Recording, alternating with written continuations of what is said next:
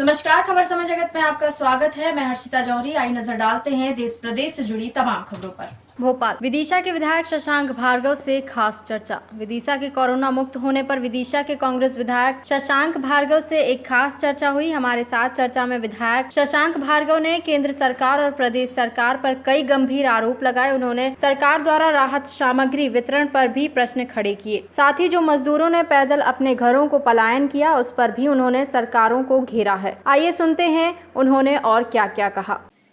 भाई साहब, ये आपका सबसे पहले तो मैं आपको बधाई दूंगा साहब कि आपका जो विधानसभा क्षेत्र है कोरोना मुक्त हो गया है। जी, विदिशा की जनता ने लॉकडाउन होने पर भूखे प्यासे रहकर भी लॉकडाउन का पालन किया जी और उसका ये परिणाम हुआ कि विदिशा जिला कोरोना मुक्त हो गया। जी मेरी ओर से तमाम जितने पूरे जिले की जनता को जी बहुत बहुत साधुवाद देता हूं कि उन्होंने जी बहुत ही ऐसा परिचय दिया कि और कोई जिला ऐसा परिचय नहीं दे पाया।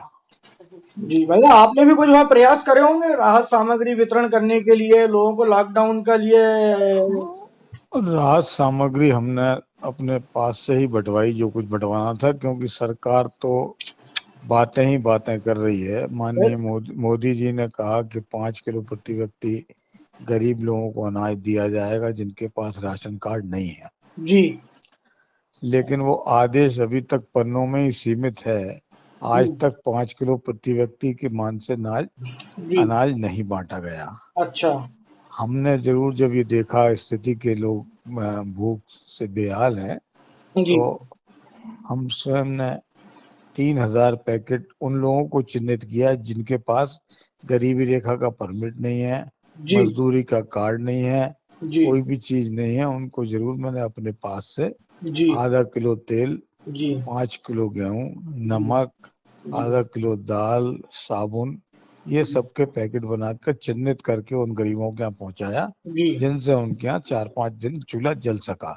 लेकिन आज इतनी स्थिति भयावह है जी कि लॉकडाउन बढ़ाने की वजह से जी काम धंधे सब ठप है, ये आप जानते हैं, पूरी जी जनता जानती है। बिल्कुल और अभी भी राशन की सामग्री का वितरण नहीं हो रहा। 6-7 दिन तो सरकार और वेंडर इस मामले में उलझे रहे कि बीपीएल कार्ड के धारियों को अंगूठा लगवाया जाए या ना लगवाया जाए। जी जैसे तैसे कल से ये सॉल्व हुआ जी कि वेंडर अंगूठा लगाएंगे, लेकिन आज भी वार्ड नंबर 9 में जी सब हितग्राहियों का अंगूठा लगवाया जा रहा है। जी तीसरी बात यह है कि ये सरकार 2 चश्मे से देख रही है, जी अलग अलग चश्मा है इनका। जी आज बीना में बाहर के मजदूरों के लिए सरकारी गाड़ियों का उपयोग करके जी उन्हें उनके गंतव्य स्थान तक पहुंचाया जा रहा है, जी जबकि विदिशा से जो लोग गए जी अपने खर्चे से, जी उनको सागर बॉर्डर से लौटा दिया गया।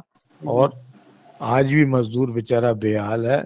कुछ लोग यहाँ से पैदल गए, कुछ लोग अभी भी यहाँ पर हैं, लेकिन सरकार की तरफ से उन्हें कोई मदद मुहैया नहीं कराई गई। ये सारी जो शिकायतें आप बता रहे हैं सरकार की, ये सारी चीजों को आपने सरकार को या प्रशासन को अवगत कराया है क्या?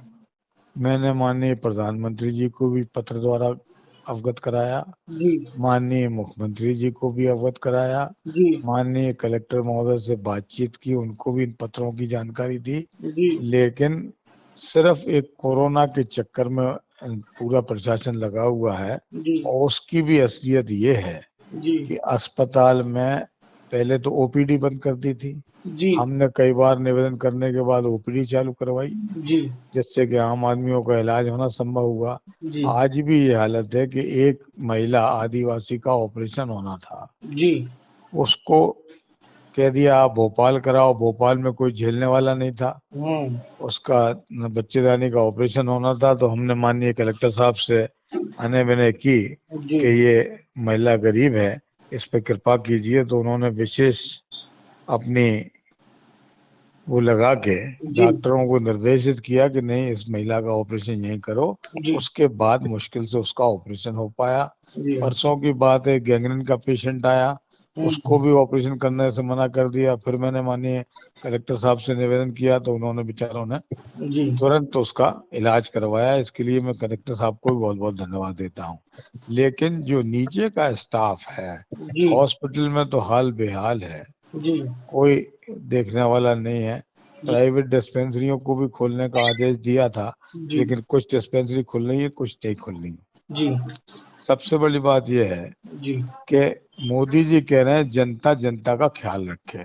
जी उसी का ख्याल करते हुए शहर में तो मुख्य सड़कों पर नगर पालिका ने सैनिटाइजेशन का काम किया, लेकिन अंदर गलियों में नहीं किया। जी हमारे जो अध्यक्ष हैं गुलाबगंज के जी अध्यक्ष पति राकेश कटारे जी ने जी कल एक टैंकर की व्यवस्था करके और जन सहयोग से जी सैनिटाइजर की व्यवस्था करके कल एक हमने टैंकर चालू किया जी गुलाबगंज में कि ग्रामीण क्षेत्रों में भी सैनिटाइजेशन हो जाए, जिससे कि लोग सुरक्षित रहें, क्योंकि हमारा विदिशा जिले में अब कोई भी केस पॉजिटिव नहीं है। जी उसमें से भारतीय जनता पार्टी के ये छोटे भैये जी इतनी बदतमीजी कर रहे हैं, कहीं कलेक्टर को प्रेशराइज कर रहे हैं, कहीं एसपी को प्रेशराइज कर रहे हैं, कह रहे हैं कि ये काम नहीं होना चाहिए। इस पे बैनर लगा है शशांक भार्गव का, राकेश कटारे का। जी मैंने उनसे कहा कि मैं आपसे पूछना चाहता हूँ जी कि मैं संवैधानिक पद पे हूँ, जी मध्य प्रदेश सरकार का प्रतिनिधित्व करता हूँ, अगर इस टैंकर पे मेरा फोटो लग गया तो कोई बात नहीं है, जी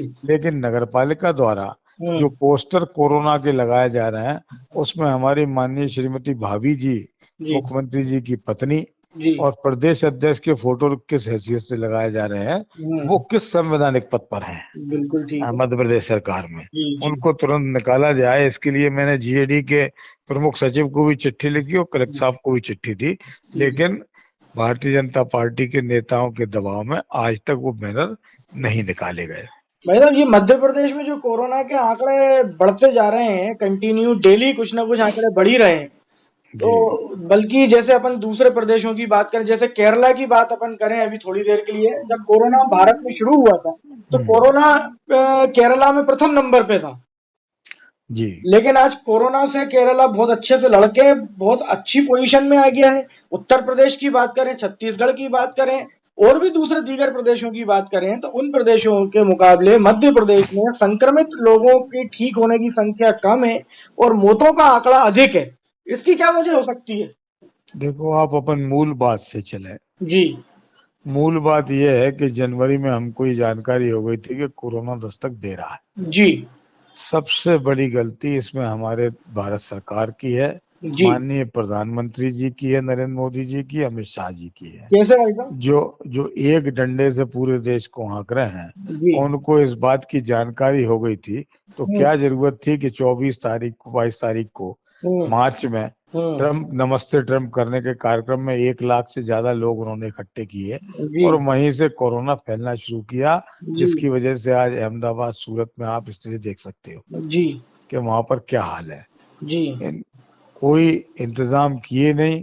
जी बाहर से आने वाले लोगों को अगर रोक दिया जाता जी तो ये कोरोना का संकट हिंदुस्तान में नहीं आता, जी क्योंकि कोरोना का जो वायरस है वो हिंदुस्तान में जन्म नहीं लिया उसने जी बिल्कुल बाहर उसने से आया जन्म है। लिया चाइना। जी बाहर से जब आया था और आपको मालूम पड़ गया था, इसके बावजूद आपने कोई रोकथाम नहीं किया और राजनीति करते रहे। जी कहीं मध्य प्रदेश सरकार गिराने में लगे रहे, कहीं ट्रम्प की मेहमानी करने में लगे रहे।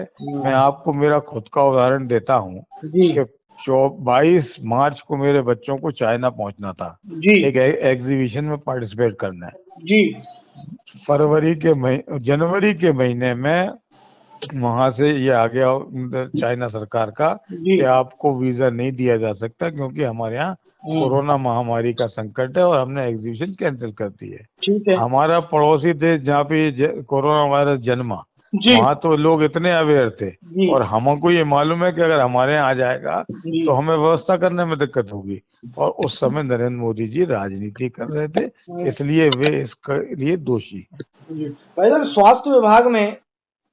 स्वास्थ्य विभाग की एक पीएस आईएएस अधिकारी कोरोना संक्रमित रही और उन्होंने इस पर ध्यान दिया या नहीं दिया ये तो वे जाने और ईश्वर जाने, निरंतर बैठकों में शामिल होती रही, जिसकी वजह से स्वास्थ्य विभाग के कई कर्मचारी और अधिकारी संक्रमित हुए।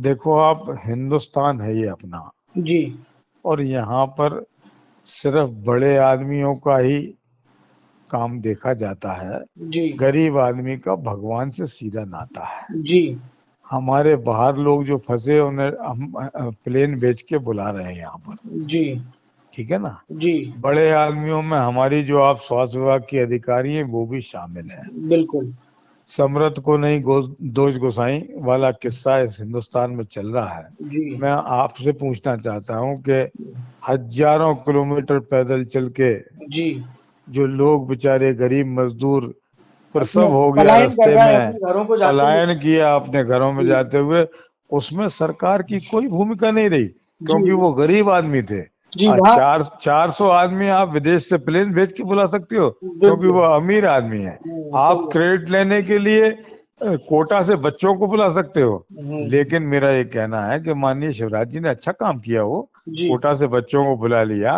लेकिन इस वैसे तरफ भी ध्यान देना चाहिए था उनको, गरीब लोगों वे, की तरफ भी ध्यान देना एक चाहिए। मिनट, वैसे ही बच्चे जी व्यापम कांड में आज जेल में है, जो बेचारे जिन्होंने कोई अपराध नहीं किया, जी और उस कांड में जिसने अपराध किया वो आज भोपाल में घूम रहे हैं। जी तो उन पे भी मेहरबानी करके उनको भी निकलवाएं।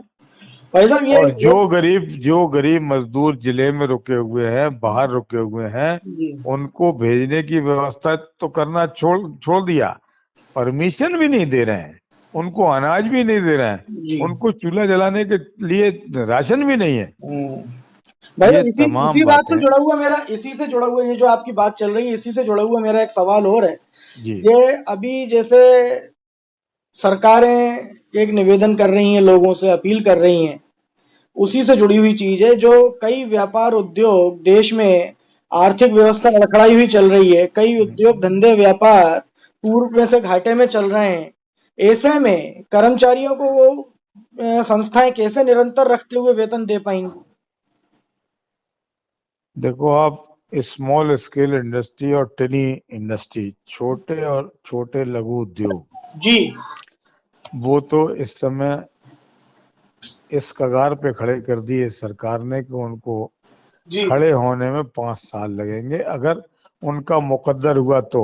जी अन्यथा इस सरकार ने उन्हें खत्म जी नोटबंदी करने से के टाइम से आज तक करने में कोई कसर नहीं की। जी अब हमने ये मांग की कि कम से कम लाइट जो जी फिक्स चार्ज हर महीने लगता है, जी फिक्स चार्ज का मतलब होता है जैसे किसी के पास जी अगर 50 हार्स पावर का कनेक्शन है तो उसे 15,000 रुपए प्रति माह फिक्स चार्ज देना पड़ता है। जी तो हमने ये निवेदन किया माननीय मुख्यमंत्री जी से कि आप फिक्स चार्ज माफ कर दें, क्योंकि इस बार फैक्ट्रियां नहीं चली, जी जितने यूनिट हमने जलाया उतने का पैसा दे दें। जी लेकिन किसी बात पे गौर नहीं दिया, सिर्फ हर 2 घंटे में टीवी पे आके मैं हूं ना, कोई गरीब नहीं मरेगा, कोई भूखा नहीं मरेगा, इसके अलावा कोई काम नहीं है।